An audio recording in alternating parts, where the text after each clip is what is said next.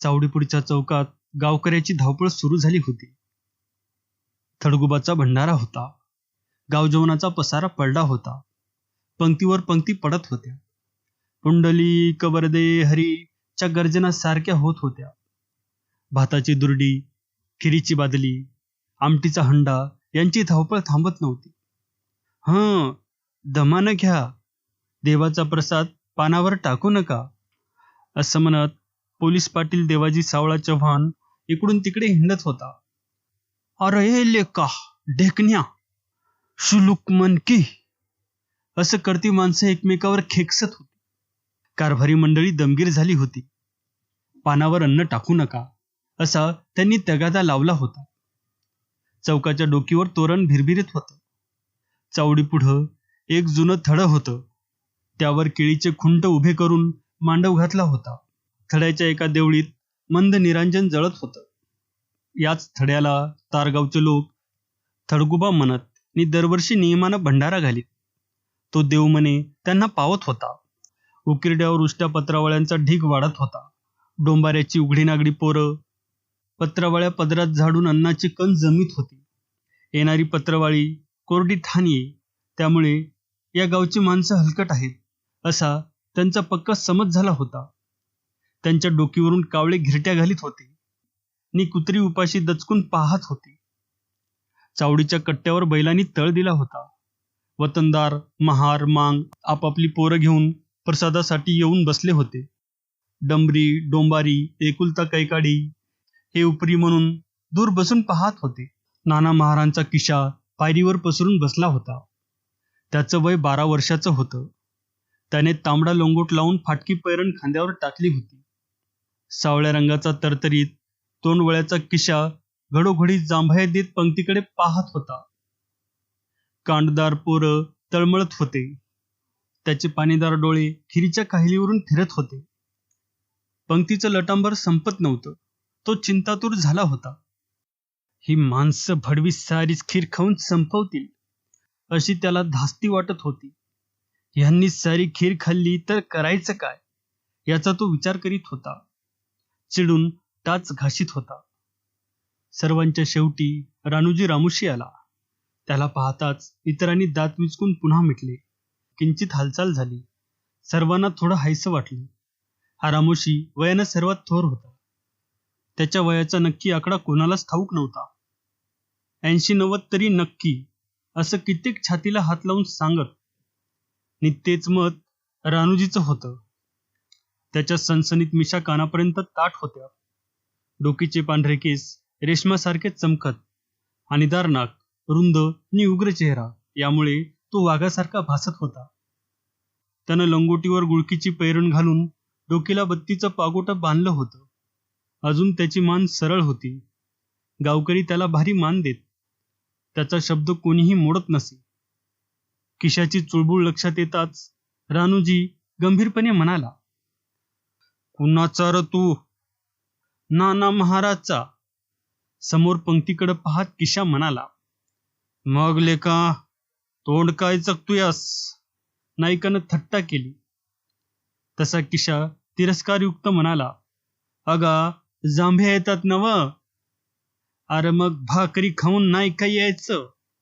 रामोशानं प्रश्न केला आणि किशा म्हणाला, घरची भाकरी खाऊन हाकडं कशाला यायचं? माणसं किती खीर खात्यात ते बघाय. ऐकून रानूजी हसला. सूर्य वरती कलत होता.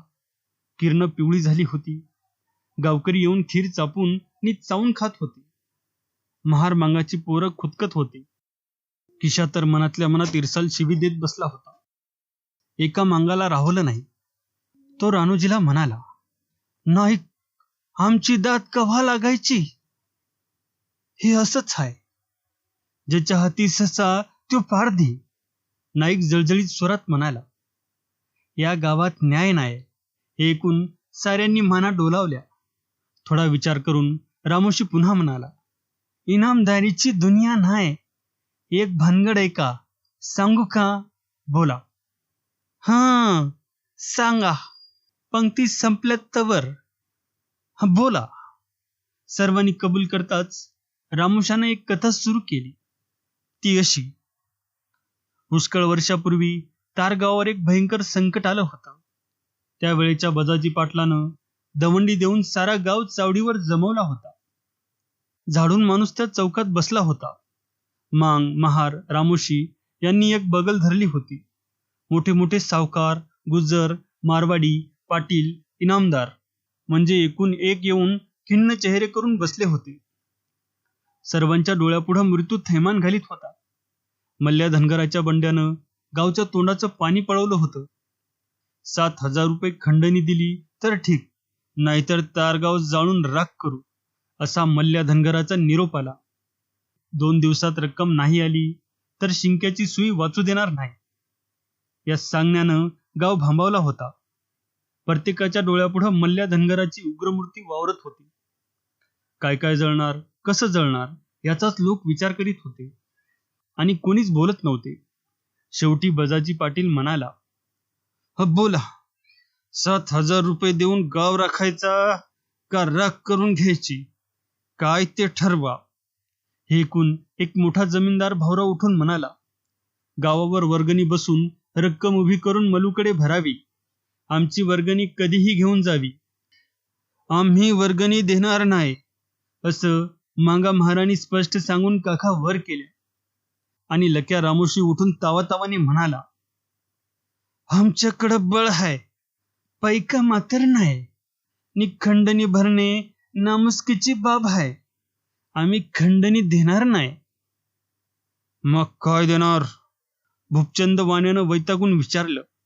तसा रामोशी चढत्या सुरात म्हणाला, पैका देणार नाही, तो आमच्या पाशी नाही. आम्ही आपला जीव देऊ, हाय का कबूल? नाईक खासा बोल केला.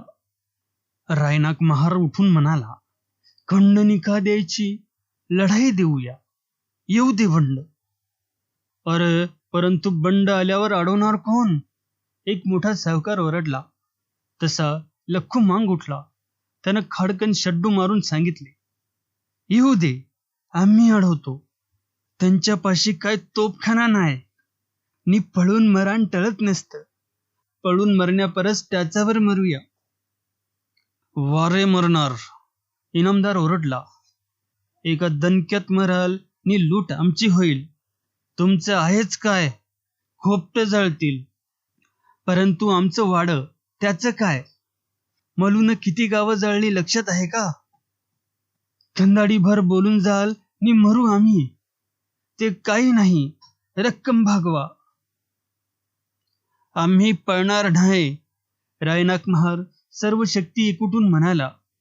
खंडणी भरायची नाही, आम्ही पळणार नाही. बेलभंडार उचलून जीव देऊ. तुमच्या जीवाची काय किंमत आहे? भूपचंद म्हणाला. तुम्ही मराल, आम्ही साप बुडू मरू. एका मंडळी, शेवटी बजाजी उठून सर्वावर आपली करडी नजर फिरवीत म्हणाला, मांग महार रामोशी जे म्हणतात ते खरं आहे. खंडणी भरून अपयश घेण्यापरीस लढून मरणं बरं, असं माझं बी मत आहे. जर आम्ही करती माणसं मेलो तरी नाव होईल, नि जगलो तरी बी सारा वारणा खोरा दुवा देईल, अगाजा गाजेल. मेलो तर गावासाठी. रायनाक म्हणाला, आम्ही जगलो तर मानानं जगू. लखुमांग बोलला, मरणा मोर पळून जाणारी आमची अवलाद नाही. सख्या रामोशी डिरकताच सर्व धनवान खळून उठले, होरडले, खुशाल मरा लेखांनो, आम्ही निघालो तालुक्याला. मरण काय खेळ आहे? तुम्ही मराल, परंतु इतराचं काय? आमचं काय होणार?